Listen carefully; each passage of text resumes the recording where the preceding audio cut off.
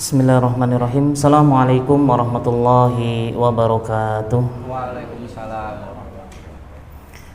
Innal hamdalillahi nahmaduhu wa nasta'inuhu wa nastaghfiruh wa na'udzu billahi min syururi anfusina wa min sayyiati a'malina.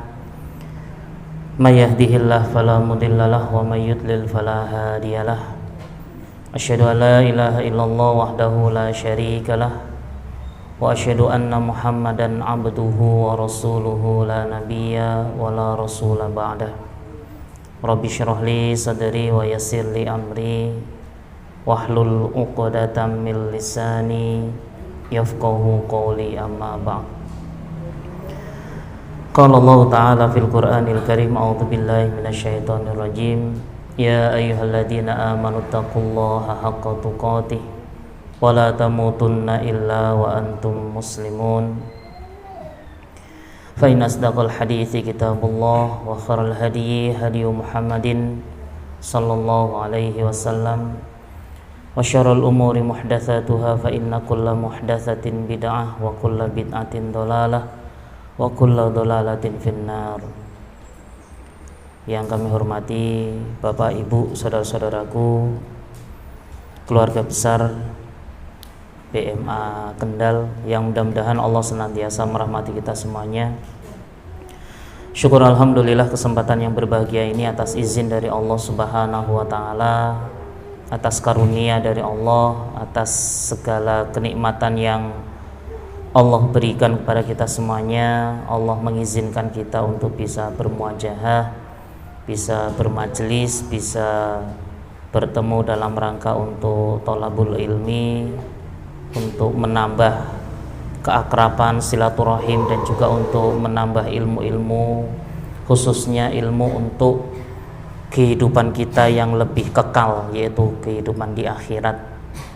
Karena tidak ada satupun yang lebih penting hari ini yang kita cari selain persiapan untuk kehidupan kita yang panjang.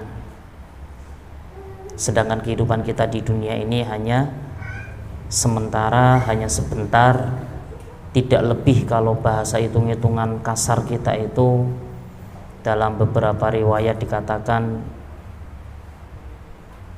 satu hari di akhirat itu sama seperti 1000 tahun. Maka umur kita yang kata Rasulullah itu 60-70 tahun itu paling cuma sekitar 1,5 jam atau 3,5 jaman. Menandakan begitu singkatnya umur kita di dunia. Maka kalau tidak kita maksimalkan dengan baik, maka akan menjadi orang-orang yang rugi. Kedua kalinya salat dan salam semoga tetap tercurah pada Rasulullah kita, Nabiullah Muhammad sallallahu alaihi wasallam, Nabi yang kita jadikan suri toladan, Nabi yang memiliki kesempurnaan dalam semua sisi. Manusia yang paling sempurna, kalau bahasa kita itu menyebutkan beliau guru terbaik sepanjang masa. Kalau kemarin kita memperingati hari guru, maka guru terbaik kita itu sebenarnya adalah Rasulullah. Tidak ada satu celah pun kekurangan yang ada dalam diri Rasulullah. Baik dalam masalah keluarga, beliau menjadi contoh terbaik. Perpolitikan juga menjadi yang terbaik, ekonomi juga sama. Kecerdasan, fisik, dan lain sebagainya, hampir tidak ada celah kekurangan sedikit pun dari sosok Rasulullah Sallallahu Alaihi Wasallam. Dan itu adalah panutan kita. Kita patut bersyukur. Bahkan orang-orang kafir pun menjadikan beliau menjadi orang yang paling berpengaruh, tokoh terbaik seluruh dunia. Karena hanya sekitar 23 tahun bisa merubah sebuah peradaban. Tidak cukup di Arab tapi di dunia, dan itu adalah Rasul kita, Masya Allah. Cuma permasalahannya jangan cukup dengan kebanggaan saja. Ini yang menjadi PR bagi kita. Bangga dengan Rasul menjadi Nabi kita, tapi sunnah-sunnahnya itu jarang atau belum kita maksimalkan untuk kita ikuti. Maka ini PR kita sebagai umat Rasulullah, yang kalau misalkan kita itu hari ini pingin kelak nanti di akhirat itu dicap sebagai pengikut Rasulullah, umat Rasulullah, maka mulailah dari sekarang kita mengikuti sunnah-sunnah beliau. Agar apa? kelak di hari itu benar-benar dijawil sama Rasulullah, inilah umatku kan gitu. Kemudian kita akan bersyukur pada saat kita itu benar-benar dianggap menjadi umat Rasulullah. Mudah-mudahan salawat ini juga sampai kepada keluarga beliau, istri-istri beliau yang tercinta, para sahabat, kemudian juga para tabi'in, tabi'ut tabi'in, dan orang-orang yang masih istiqomah dalam menjalankan sunnah-sunnah dari Rasulullah SAW. Bapak Ibu dan saudara-saudaraku, minta izin hari ini saya tuh kayak seperti menggarami lautan ya tadi. Wis asin digarmi gitu loh. Jadi ini yang hadir di sini tuh sebagian besar itu ustadz-ustadz saya, malah saya disuruh ngisi ini kan kebangetan, jadi yo kualat kan gitu. Jadi tapi karena ini merupakan sebuah niatan tawasobil haq, jadi saling mengingatkan, saling nasihat dan menasehati, maka tidak ada salahnya. Dan ini juga sebenarnya saya juga meniatkan untuk menasihati diri saya pribadi ya. Jadi bukan berarti saya hadir di sini untuk menggurui panjenengan semuanya. Insya Allah yang hadir di sini bahkan ilmunya lebih luas, lebih dalam daripada saya yang hadir di depan panjenengan semuanya. Tapi mudah-mudahan dari yang nanti saya sampaikan paling tidak ada beberapa pesan khususnya untuk kebaikan, khususnya bagi diri saya dan juga untuk yang hadir di tempat yang mulia ini. Bapak Ibu dan saudara-saudaraku yang mudah-mudahan Allah senantiasa merahmati kita, Fakhrul Razi dalam tafsirnya beliau pernah menyampaikan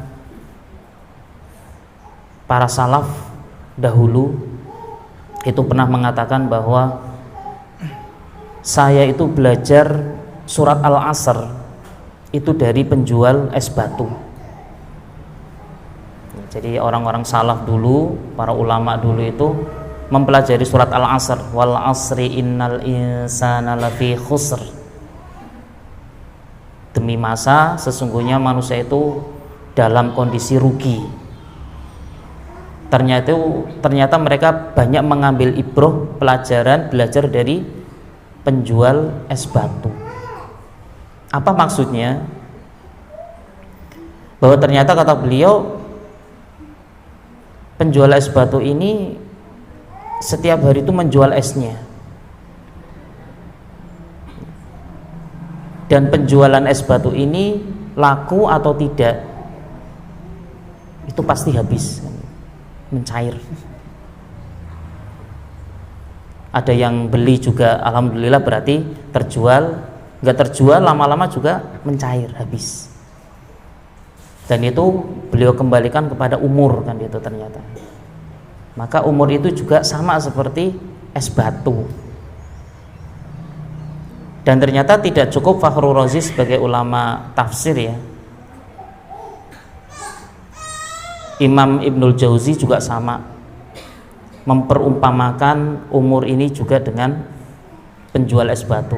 Yang mereka itu keliling, ayo belilah, kalau bahasa kita itu belilah es batu saya, ini modal saya kan gitu, modal yang nanti akan mencair, kalau nggak dibeli itu nanti akan habis kan itu, maka belilah kan gitu.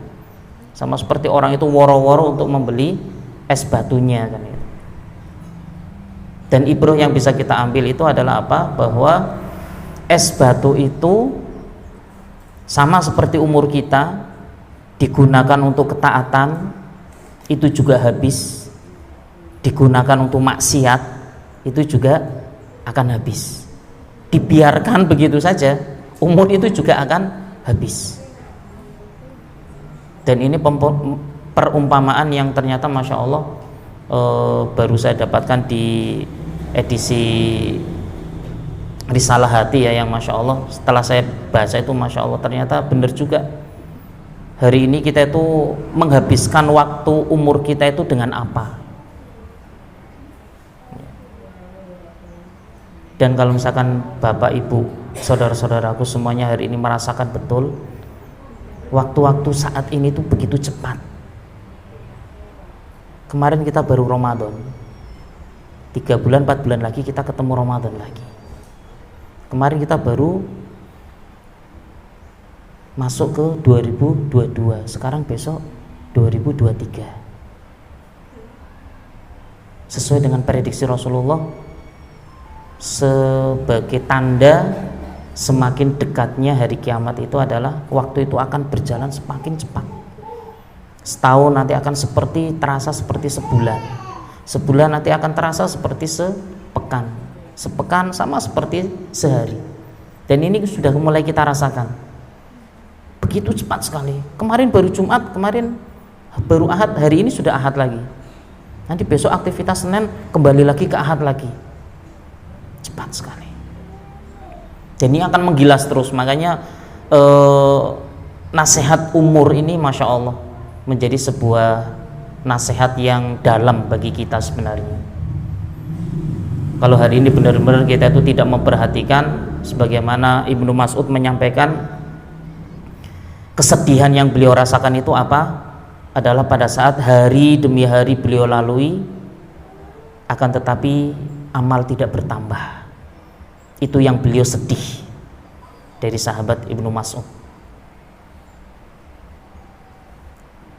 Bertambah umur, bertambah hari, sebagaimana Imam Hasan Al-Basri juga menyampaikan bahwa engkau itu adalah laksana hari-hari kan gitu.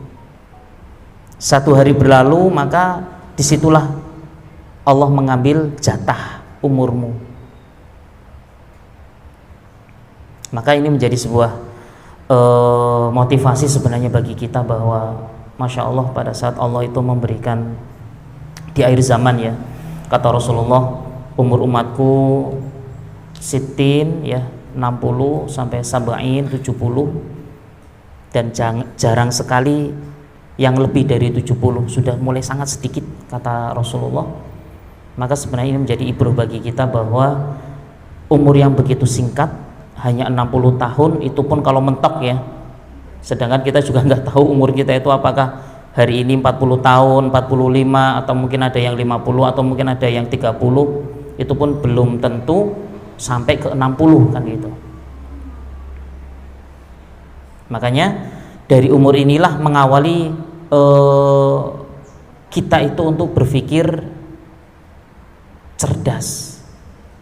Dengan umur yang begitu terbatas, dengan waktu yang Allah berikan begitu sangat singkat di dunia, sedangkan kalau misalkan kita membahas tentang akhirat begitu panjang dan abadan, maka di situ butuh kecerdasan kita itu untuk mencari persiapan maksimal. Butuh kecerdasan kita untuk mengambil sesuatu yang tidak biasa. Kalau bahasa kita itu persiapan menuju akhirat begitu panjang, untuk masuk ke dalam surga itu juga butuh perjuangan. Kalau amal kita hari ini biasa-biasa saja, bisa jadi kita malah tidak sampai kepada tujuan kita. Belum lagi pada saat hari ini kita itu sudah merasa beramal soleh dan amalnya itu biasa-biasa saja, itu pun belum tentu diterima sama Allah Subhanahu wa Ta'ala.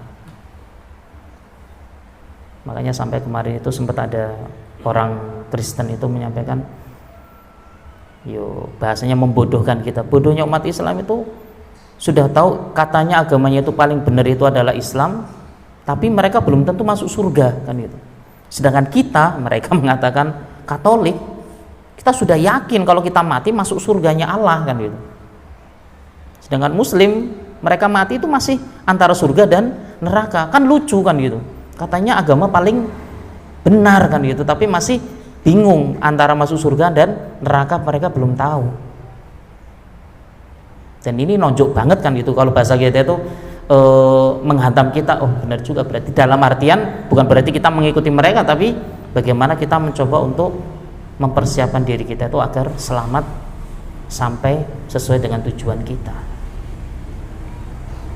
Makanya kesempatan pada pagi yang berbahagia ini, insya Allah mudah-mudahan dari yang hadir di sini sudah sering mendengar ya dari tema yang saya sampaikan nanti terkait dengan amalan-amalan cerdas. Jadi hari ini kita itu sudah kalau bisa naik derajat lah, naik tingkat. Jangan berpikir melaksanakan atau melakukan amalan-amalan yang biasa-biasa saja, walaupun itu tetap boleh kita lakukan. Tapi pada saat Rasulullah, pada saat para ulama itu sudah memberikan ini loh, ada amalan spesial, amalan yang nanti akan membuat diri kita itu di mizan itu Masya Allah berat sekali. Bahkan para ulama menyampaikan amalan yang nanti akan saya sampaikan ini, mizan ini malah nggak kuat untuk menimbang, saking bobotnya itu besar. Jadi kalau bahasa kita sholat mungkin sudah ada pahalanya, sholat berjamaah 27 derajat kan itu. Kemudian sedekah 1000 nanti balasannya mungkin 1 juta atau 100.000. Haji nanti pahalanya sudah dinominalkan oleh Allah misalkan seperti itu, dan sudah tercatat oleh malaikat yang mencatat kita. Tapi amalan ini kata Rasulullah dan para ulama itu sudah menyampaikan bahwa amalan yang dilakukan ini nanti akan membuat bahkan mizan ini gak kuat untuk menimbang. Padahal kalau kita membahas tentang mizan, dalam beberapa hadis diriwayatkan mizan ini sudah, satu posisi mizan ini sudah bisa menimbang bobotnya bumi dan langit kan itu. Bayangan kita itu sebesar apa kan itu mizan itu. Tapi memang ada nanti timbangan. Walaupun dalam para ulama berbeda pendapat, ada yang mengatakan yang nanti yang ditimbang itu adalah berat fisik seseorang. Semakin bobotnya berat, gendut, ya, kayak saya udah mulai gendut gitu ya, itu ya nanti bebannya di situ nanti akan, kalau misalkan saya baik dan saya gemuk, maka nanti ditimbang kebaikan itu akan lebih berat. Tapi ada sebagian ulama yang mengatakan yang ditimbang itu adalah amal. Ada timbangan amal baik, juga nanti ada timbangan amal buruk. Ya. Nah, disinilah kemudian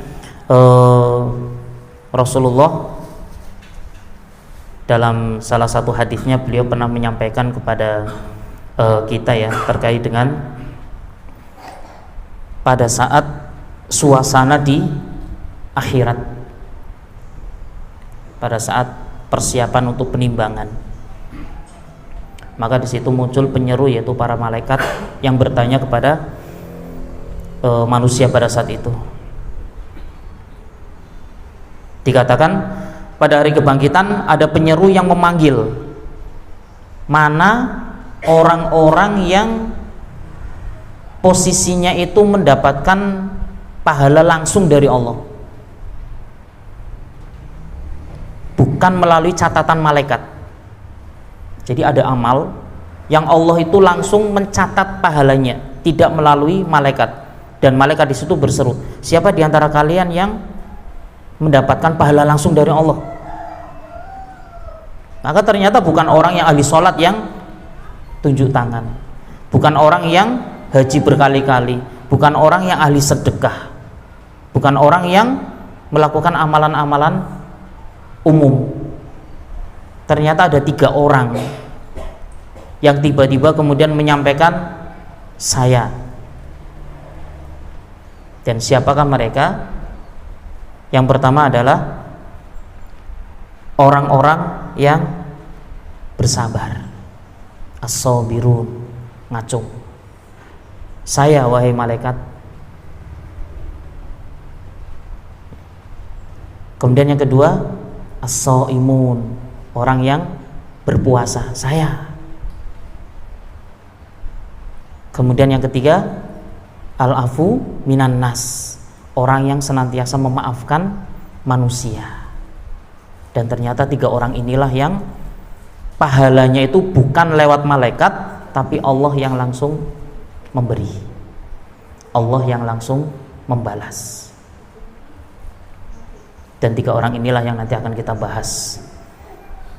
Ternyata kalau kita ingin mendapatkan pahala langsung, dan pahala ini besar, dan para ulama menyampaikan bahwa Tiga amalan inilah yang nanti akan membuat mizan ini nggak kuat untuk menimbang kebaikannya, pahalanya. Yang pertama adalah memaafkan kesalahan orang, ya, al-afu anin nas, sebagaimana Allah Subhanahu wa taala sudah berfirman dalam surat Asy-Syura ayat 40. Allah berfirman, a'udzubillahi minasyaitonirrajim, wa jazaa'u sayyi'atin sayyi'atum mithluha faman 'afa wa aslaha fa ajruhu 'alallah innallaha la yuhibbudz dzalimin. Kejahatan, balasan kejahatan adalah kejahatan yang setimpal. Kemudian dia lanjutkan oleh Allah, maka barang siapa yang memaafkan kesalahan orang lain, wa aslaha, dan berbuat baik, maka fa ajruhu 'alallah, maka pahalanya atas tanggungan Allah. Innallaha la yuhibbudz dzalimin, sesungguhnya Allah tidak menyukai orang-orang yang zalim. Di sini adalah posisi seseorang yang pada saat dizalimi, seseorang yang pada saat dicaci maki, difitnah, kemudian berani untuk memaafkan. Kalau bahkan dalam beberapa penjelasan dikatakan sampai kepada beliau itu malah tidak merasa kalau dia itu dizalimi.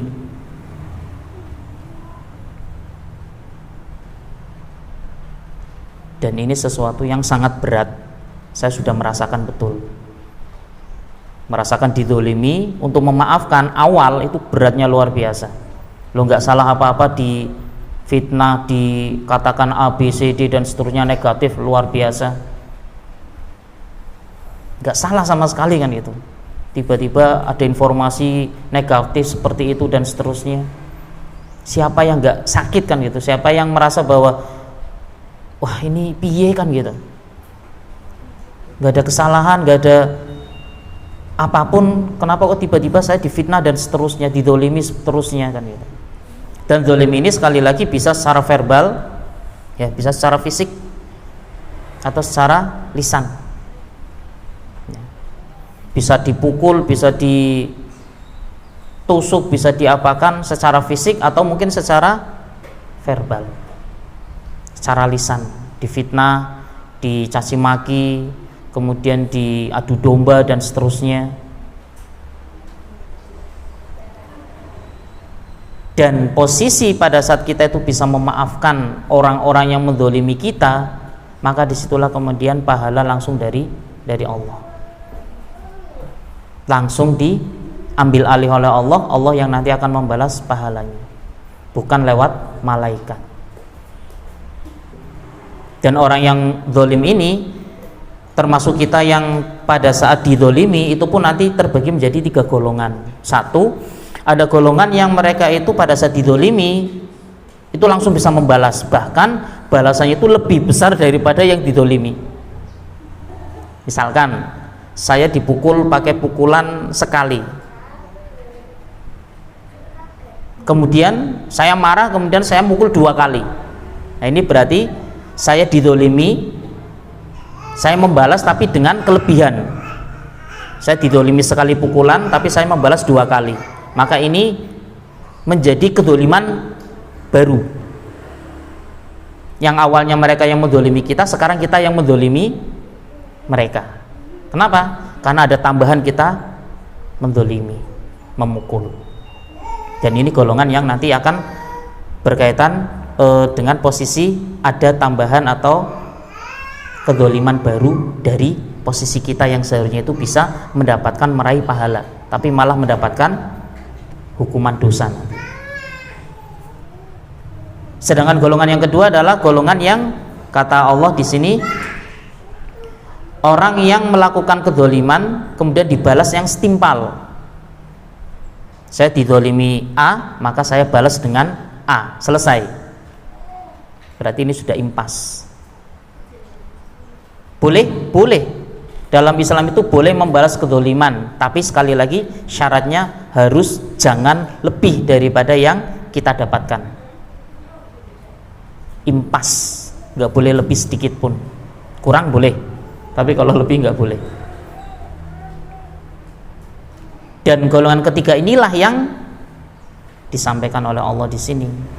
Dan itu kesempatan kita pada saat kita itu dizolimi oleh orang lain, kemudian kita berani untuk melepaskan, kemudian kita berani untuk mengikhlaskan dan memaafkan. Walaupun catatannya, dengan kita memaafkan tidak mengurangi hukuman dari Allah untuk orang yang menzolimi kita. Paham ya? Jadi walaupun kita memaafkan, tapi orang yang menzolimi kita tetap mereka nanti akan mendapatkan hukuman dari Allah. Kita dapat pahala, orang yang menzolimi kita kalau nggak segera bertobat, ya mereka nanti akan mendapatkan balasan dari Allah. Dalam hadis dikatakan ada 2 kemaksiatan yang langsung bisa dibalas oleh Allah di dunia sebelum di akhirat. Satu adalah terhadap orang tua, ya, tidak berbuat baik kepada orang tua, namanya apa? Durhaka kepada orang tua. Dan yang kedua, zalim. Ini 2 maksiat yang langsung dibalas oleh Allah di dunia tanpa menunggu waktu lama.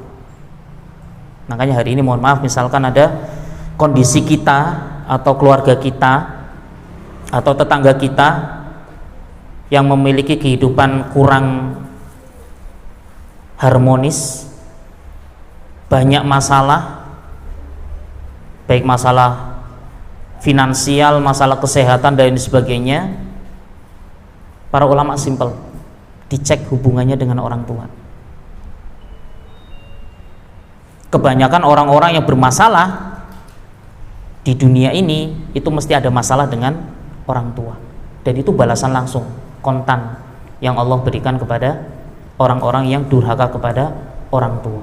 Makanya hari ini misalkan Bapak Ibu yang masih memiliki orang tua, perbaiki hubungan panjenengan dengan orang tua, insya Allah Allah akan memperbaiki hubungan dengan kita. Garis lurusnya di situ. Sedangkan yang kedzoliman ini juga sama, tidak menunggu lama. Orang yang dolim di dunia ini langsung mendapatkan balasan dari Allah sesuai dengan keinginan Allah, sesuai dengan apa yang dikehendaki oleh Allah. Balasannya seperti apa, pasti mendapatkan balasan. Ini yang pertama. Jadi memaafkan kesalahan orang lain, dan ini adalah amal istimewa dan sekali lagi berat sekali. Tapi pada saat kita membayangkan ini Allah yang nanti akan membalas, ini Allah yang nanti akan memberikan pahala, maka ini akan menjadi motivasi kita. Bahkan kalau misalkan kita hari ini berdoa, ya Allah mudah-mudahan banyak orang yang menzalimi saya, kan gitu, biar tak maafkan semua. Maka disitulah kemudian Allah nanti akan memberikan pahala langsung kepada kita kelak di akhirat, dan itu nanti akan memberatkan timbangan mizan, insya Allah di sana. Ini yang pertama. Nah, jadi orang yang langsung bisa membalas tapi dengan kelebihan itu harapannya bukan kita.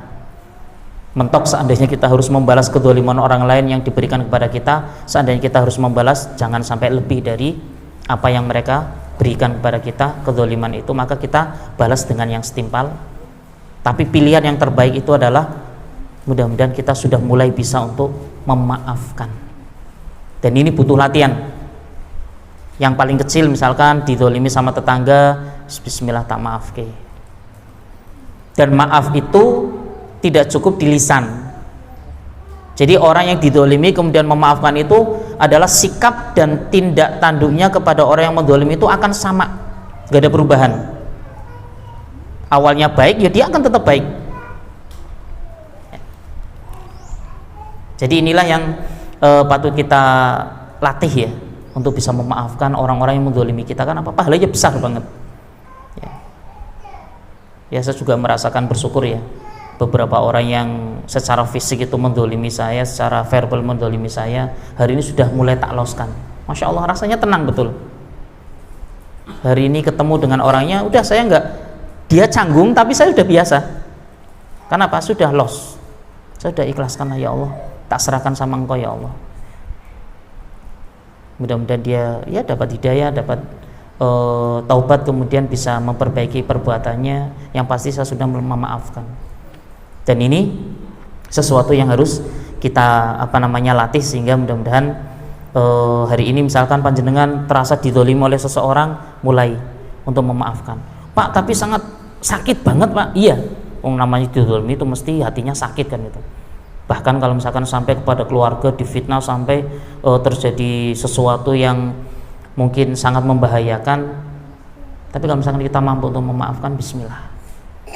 Kita hanya membayangkan pahala yang dari Allah Subhanahu wa ta'ala. Kemudian yang kedua adalah as-sabru, sabar. Sabar ini udah panjang sekali, kalau misalkan kita membahas juga mungkin gak habis-habis. Tapi pada intinya ternyata memang sabar ini merupakan salah satu amal yang memang kata Allah sendiri bi ghairi hisab. Sebagaimana firman Allah dalam surat Az-Zumar. Saya ambil sebagian dari potongan dari surat Az-Zumar ayat 10, nanti mungkin bisa dibaca sendiri. A'udzubillahi minasyaitonirrajim. Innama yuwaffas sabirina ajruhum bighairi hisab. Di akhir ayatnya, sesungguhnya hanya orang-orang yang bersabarlah akan dicukupkan pahala mereka tanpa hisab.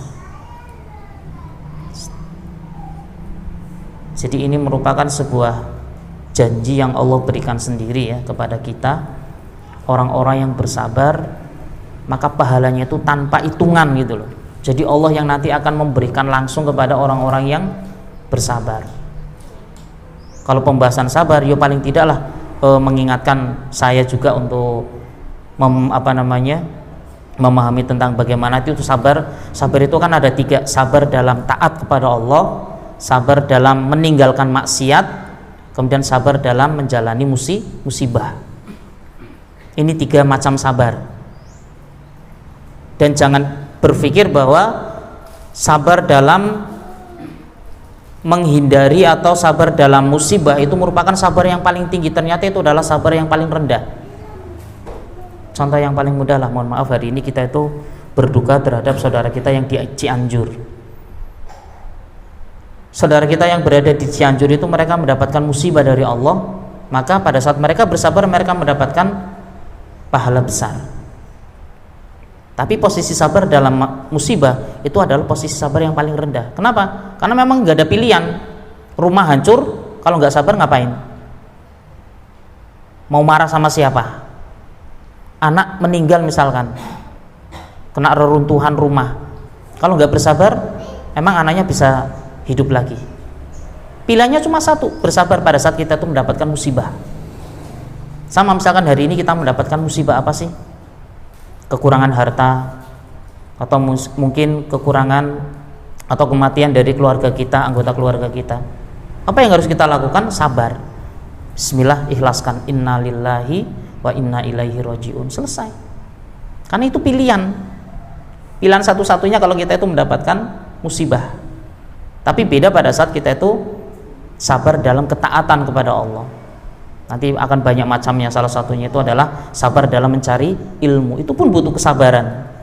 Sebagaimana, mohon maaf, kita itu pada saat membahas tentang Nabiullah Musa alaihi salam, beliau pun belum bisa bersabar pada saat berguru kepada Nabiullah Khidir. Kan gitu. Padahal secara derajat, Khidir itu seorang nabi, sedangkan Musa nabi dan rasul, bahkan beliau adalah ulul azmi. Tingkatannya itu sudah, makomnya itu sudah sangat tinggi. Tapi apa? Disuruh oleh Allah untuk berguru kepada seorang Khidir. Itu pun belum bisa bersabar. Pada saat perahu dibolongi, kok dibolongi kan itu? Gak sabar. Padahal udah gak usah ditanyakan kan itu. Ternyata setingkat Nabiullah Musa saja itu dalam belajar saja itu belum mampu untuk bersabar. Apalagi kita bukan Khidir, kita bukan Nabi Musa. Kemudian kita sudah merasa bahwa belajar majelis taklim, kemudian kita sudah menjadi seorang ustadz, kemudian sudah bisa menyalahkan orang lain, merasa bahwa kita itu paling hebat, paling benar. Naudzubillah. Dan itu butuh kesabaran. Makanya sabar ini ilmu yang luar biasa. Ilmu yang ya cuma 5 huruf SABAR, tapi prakteknya Masya Allah berat sekali. Sama saya itu hari ini mengatakan yuk sabar enak gitu ya, pahalanya besar, sekali dapat tek gitu. Terkadang itu belum mampu untuk bisa bersabar. Dan memang ini perlu dilatih ya, sabar. Kemudian juga tadi ya, bisa memaafkan orang lain. Ini kalau nggak mulai untuk dilatih, berat, betul. Selamanya misalkan kita dihentakkan sesuatu dalam kondisi yang kita itu nggak normal, terkadang kita itu belum mampu. Sama saudara-saudara kita di Cianjur, mereka yang nggak mampu, nggak terbiasa, nggak dibiasakan untuk membahas tentang sabar, sama banyak yang lepas atau bahkan baru dapat informasi beberapa waktu yang lalu ya, tadi malam kalau nggak salah, ada dialog. Memang ada satu kampung yang di Cianjur itu yang dikristenkan kan, dimurtadkan. Simple gitu. Ditawari masuk Kristen, dapat motor dan sawah. Orang miskin, deso gitu kan, masih polos, agama Islamnya masih belum kuat, kemudian mereka dikasih motor dan sawah untuk bisa masuk Kristen, dan itu satu kampung masuk Kristen semua. Menjadi salah satu PR juga bagi kita ya. Makanya sempat ditanya, "Lah ini Pak Yainya ngapain kan itu?"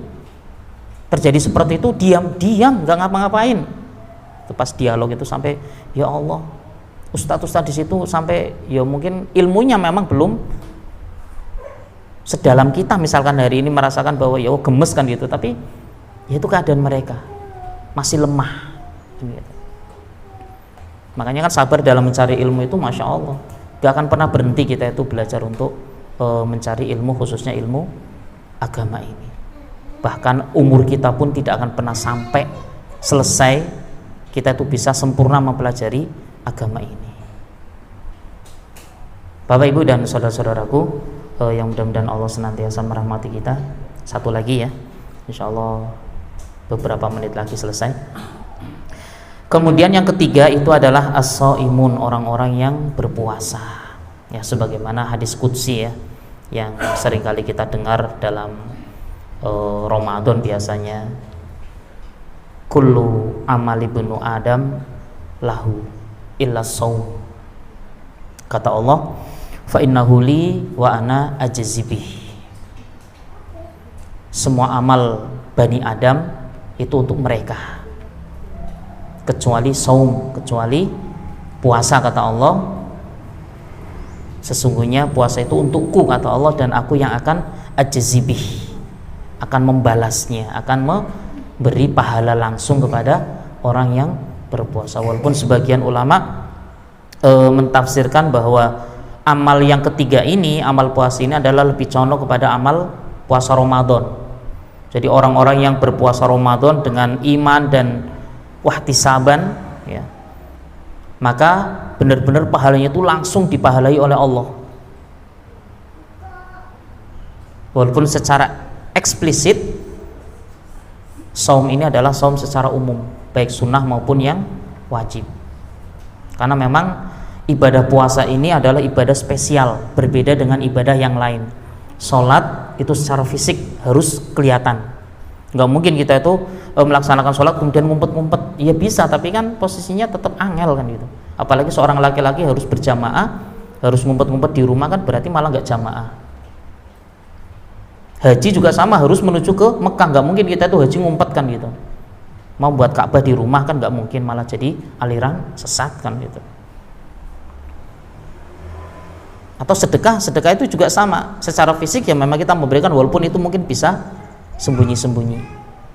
Tapi shaim atau orang yang berpuasa ini nggak bisa kita berbohong kan gitu.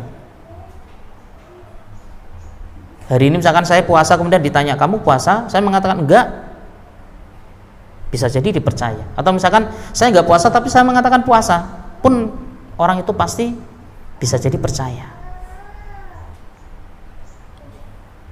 Dan puasa ini memang menjadi salah satu ibadah yang spesial.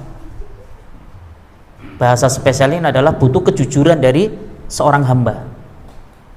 Ya bayangkan saja kalau misalkan kita tuh posisinya itu berpuasa itu kan mau diiming-imingi jus, sate atau mungkin yang makanan yang mungkin sangat lezat, kemudian kita posisinya masih puasa, pasti kita menolak kok. Kenapa? Ini kejujuran kita dengan Allah. Makanya Allah itu langsung akan membalas pahala puasa untuk kita. Kenapa? Karena ibadah ini spesial banget kan ya. Makanya tiga inilah posisi yang nanti akan memberatkan timbangan mizan. Walaupun nanti akan ada beberapa hadis, misalkan la ilaha illallah, ini juga dalam hadis itu juga bisa memberatkan timbangan. Tapi di sini memberatkan timbangan ini adalah memberatkan yang memang posisi timbangan ini bisa jadi malah tidak mampu untuk menimbang karena saking besarnya pahala yang Allah berikan langsung kepada hamba-hamba Allah yang dipilihnya. Dan ini menjadi amalan cerdas yang bisa kita ambil kesempatan ini selama Allah masih memberikan umur kepada kita. Ya mau masih ada kesempatan hari ini misalkan, oh saya kok didolimi sama seseorang, bismillah tak lepaskan, tak ikhlaskan, tak maafkan, kembali ngobrol lagi biasa dan seterusnya. Walaupun mereka canggung gak apa-apa, yang pasti saya sudah mencoba mengikhlaskan dan memang sudah tak ikhlaskan. Bagi saya nggak ada masalah. Kalau mereka menganggap masih ada masalah, itu urusan mereka, yang pasti saya loss. Sabar, semuanya pasti memiliki musibah, memiliki ujian masing-masing. Ada yang diuji dengan anak, ada yang diuji dengan suami, ada yang diuji dengan istri, ada yang diuji dengan mertua, ada yang diuji dengan orang tua, ada yang diuji dengan rumah, tetangga dan seterusnya. Semuanya pasti memiliki ujian. Sabar. Dan ini butuh latihan terus. Dan yang terakhir adalah puasa. Ya silakan kalau misalkan kita meyakini ada puasa sunnah, itu bisa juga kita maksimalkan karena memang pahala puasa itu Allah yang akan membalas langsung, bukan dari catatan malaikat, tapi langsung Allah yang membalas. Ya mudah-mudahan materi singkat ini materi yang insya Allah sebenarnya itu juga sudah banyak difahami oleh Bapak Ibu semuanya, apalagi para asatidzah yang hadir di majelis ini. Hanya mengingatkan untuk diri saya juga ya, sebenarnya mudah-mudahan ini menjadi penyemangat ya, motivasi bagi kita. Ternyata tidak sekedar kita itu hanya bisa melaksanakan aktivitas amal ibadah, tapi carilah amal ibadah yang spesial, yang memang Rasul itu sudah menyampaikan, para ulama sudah menyampaikan, ini loh pahalanya besar, tanpa harus kita itu repot kan gitu. Sabar itu kan kita nggak butuh modal, cukup sabar. Ya. Memaafkan itu juga nggak butuh modal gitu loh, kita cukup memaafkan orang. Cuma kan memang butuh dilatih, karena memang pahala besar butuh latihan, butuh pengorbanan, butuh effort ya yang sangat tinggi. Dan mudah-mudahan kita mampu untuk bisa mendapatkan tiga amalan spesial ini, amalan spektakuler, amalan yang berada di posisi keterbatasan umur kita, yang kita nggak tahu sampai kapan Allah itu memberikan umur kepada kita. Tapi dengan kesempatan amal besar ini mudah-mudahan bisa menjadikan bobot kita di mizan itu, kebaikan itu akan lebih berat, bahkan jeglongnya itu lebih berat lagi.